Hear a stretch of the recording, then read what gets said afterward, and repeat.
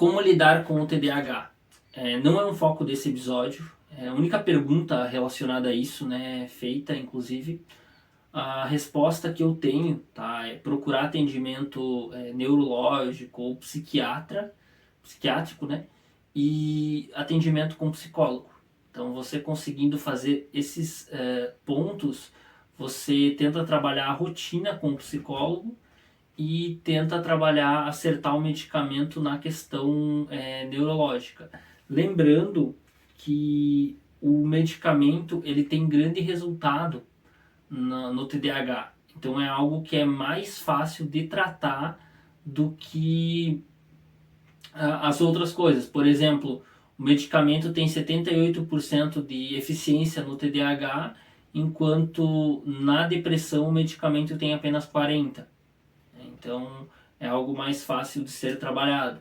Mas assim, busque atendimento, né, multiprofissional, que você vai conseguir ter um bom resultado com relação a isso. Ansiedade causa vômito? Tem algumas perguntas relacionadas na sequência.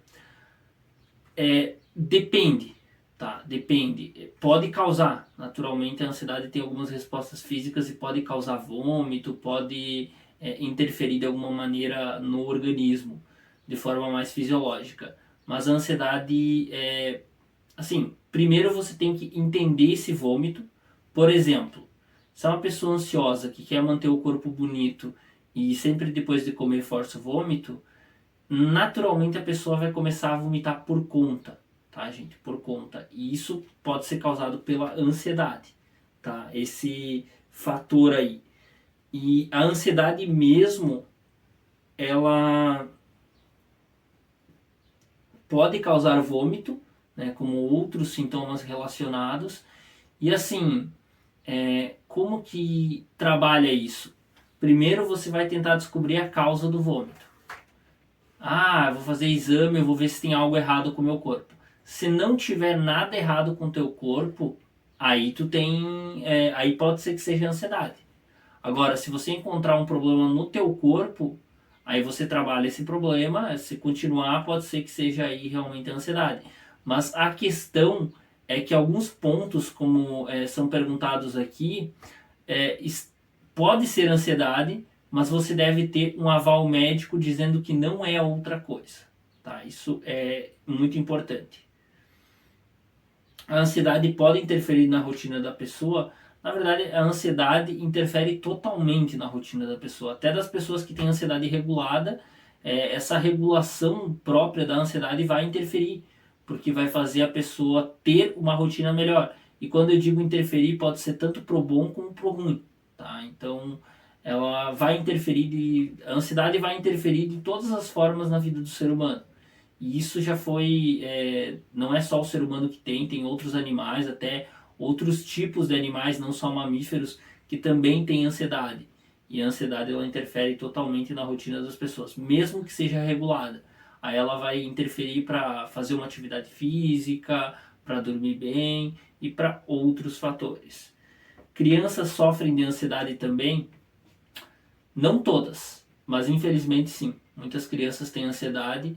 Existe aí, eu tava vendo um vídeo muito interessante, tem uma taxa de suicídio de crianças até 14 anos. E provavelmente, né, essa taxa ela vai se referir, essas crianças que cometeram, vai estar se referindo mesmo de crianças que tinham ansiedade, tinham uma desregulação emocional muito grande e acabaram optando aí por acabar com a própria vida. Como saber se tem ansiedade? Eu citei aqui os principais tipos, né, no começo do vídeo. Se você tem alguma suspeita, procure um profissional e avalie esse ponto. Pode ser que você tenha ansiedade, como pode ser que você não tenha ansiedade. Assim, desregulada, né? Ter ansiedade, naturalmente todos temos. É normal sentir ansiedade depois de acordar? Depende do que a gente está falando.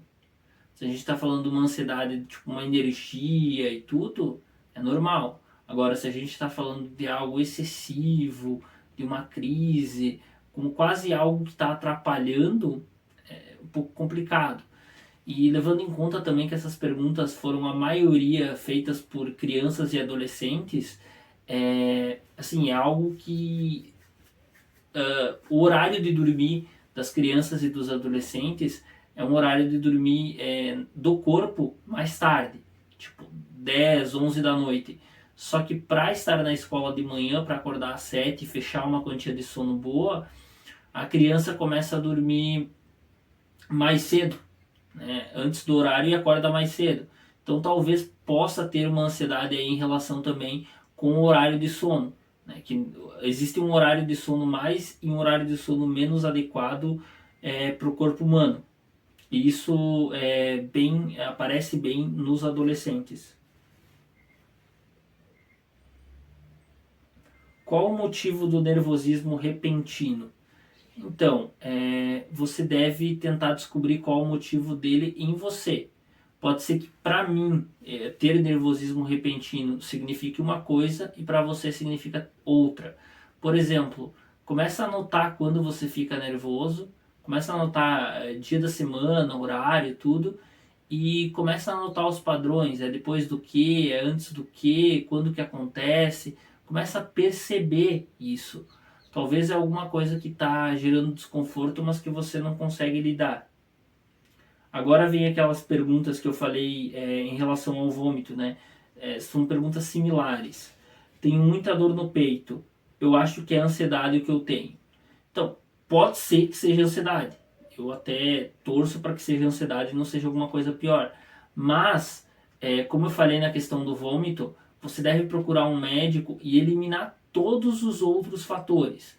Então, por exemplo, se você suspeita de ansiedade e possa estar tendo algum problema no coração, algum problema na região do tórax mesmo, aí não é ansiedade, aí é dor mesmo. Aí você trata esse problema e a ansiedade não vai existir. Agora, se realmente for a ansiedade, aí você trata a ansiedade, que essas dores tendem a não interferir mais na vida. Queda de cabelo é provocada por algum problema psicológico? Sim, tá? Sim, causa realmente ansiedade, estresse excessivo, realmente diminui o volume capilar. Só que, de novo, você tem que olhar se não tem nenhuma queda de cabelo por motivo do corpo mesmo. Se você não está tendo alguma doença em relação ao corpo. Se você não estiver tendo, tudo bem, é queda de cabelo. Agora, se você estiver tendo, aí você deve tratar esse problema e depois tentar regular aí a ansiedade. Tá? O ponto desses 3 itens, né, dor no peito, queda de cabelo e vômito, você deve avaliar todos os aspectos não psicológicos e se não for nenhum deles, naturalmente é um aspecto psicológico. É normal quando você está de boas e começa a tremer as mãos e fica nervosa? E a de baixo aqui também é parecida. Quando estamos de boa e do nada lembro da pessoa que me fez sofrer muito. Então, primeiro, não é normal, não é isso, tá? Você tem que entender o que está acontecendo. Você aparentemente estava tranquilo e de repente começou a ficar mal, começou a sofrer, né? Aqui falou do outro exemplo, né? Que lembra de uma pessoa que fez sofrer muito. Então tenta entender quando isso acontece, como que isso acontece. Acontece sempre que eu estou em tal lugar, acontece sempre tal horário, acontece sempre depois de tal coisa. Tenta lembrar, isso vai te fazer entender melhor o que está acontecendo. Tá? Tenta anotar e, claro, em alguns casos busquem ajuda, né? Para você conseguir lidar melhor com esse excesso de nervosismo, até mesmo excesso de pensamentos, eu estarei orientando com uma técnica aqui muito boa para isso. Dores todos os dias no estômago, sempre no horário das 17. Mão sua, fico inquieta, devo buscar ajuda? Deve, inclusive já deveria ter buscado ajuda. Provavelmente é um sintoma psicológico, Mas a ajuda que for buscada, ela não deve ser apenas psicológica, né? Deve buscar um médico, deve buscar algum profissional que avalie se tem algum problema que dá essas dores no estômago, nas mãos e fica inquieta, tá? Tem que ver se tem realmente algum problema que está causando isso. Se não tiver nenhum problema fisiológico, nada do corpo mesmo, aí é a ansiedade. Aí você trabalha apenas com a ansiedade.